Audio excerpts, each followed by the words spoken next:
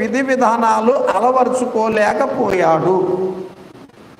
ఇశ్రాయేలు ప్రజల్లో అనేక మంది ఇతరులను బేస్ చేసుకుంటున్నారు. నేటి సంఘాలలో కూడా అన్యజనులను ఆధారం చేసుకుంటున్నారు. ఎందుకంటే గాలిని మేస్తున్నారు.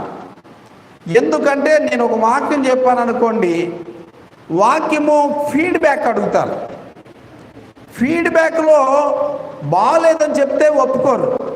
మీరు చాలా బాగా చెప్పారు, మీకు చాలా బాగా వచ్చు చెప్పించుకోవడం ఇష్టం. ఫీడ్బ్యాక్ అంటే కోపం కూడా చెప్పగలిగి ఉండాలి.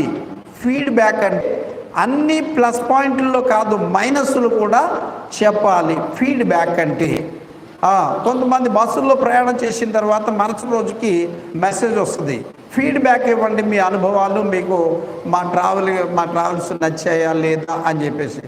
నా అలాంటి అయితే ఏం పెట్టలేదు, నాకు తెలియక అలా వదిలేస్తాను. కొంతమంది అయితే పరమ చెత్త, చీట్లు బాగాలేదు, లేకపోతే సౌకర్యాలు లేవు, మీ డ్రైవర్ సరిగా తోలలేదు, ఇట్లాంటి ఫీడ్బ్యాక్ ఇస్తూ ఉంటారన్నమాట.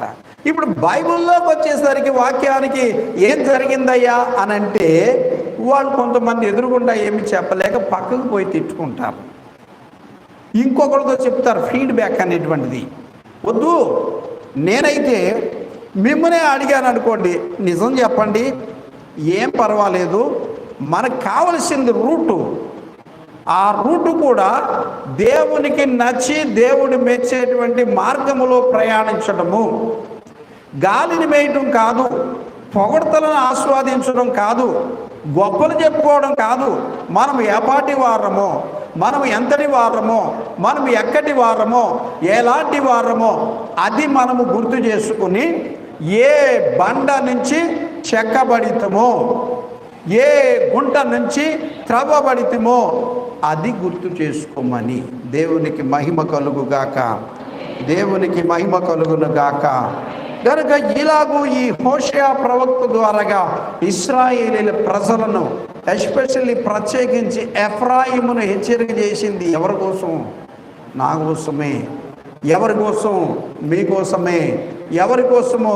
మన అందరి కోసమే. ఎవరి కోసమో అంటే ఎవరి కోసమో? ఈ జగతి కోసమే, ఈ జనుల కోసమే, ఈ జగతి కోసమే, ఈ జనుల కోసమే సిలువలో సాగింది యాత్ర. కరుణామయుని దయగల పాత్ర సాగింది యాత్ర. కరుణామయుని దయగల పాత్ర.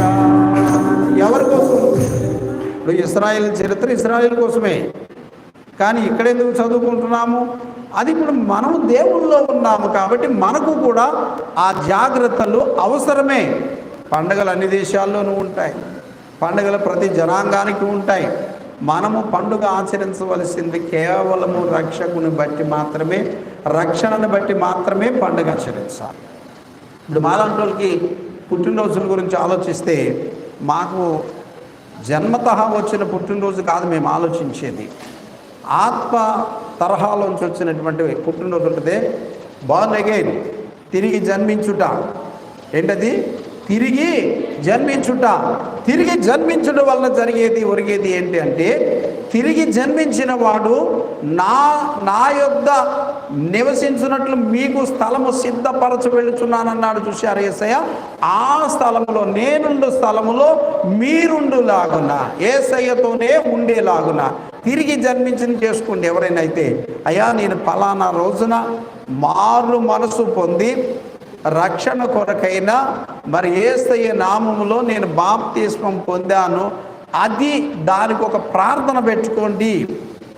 దానికి ఒక మరి ఎవరికైనా కొంత సహకారం అందించండి.